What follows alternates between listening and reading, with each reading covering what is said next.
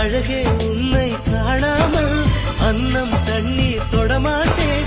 ஆகாயத்தின் மறுபக்கம் சென்றால் கூட விடமாட்டேன். உன்னை காணும் முன்னே கடவுள் வந்தாலும் கடவுளை தொழ மாட்டேன்.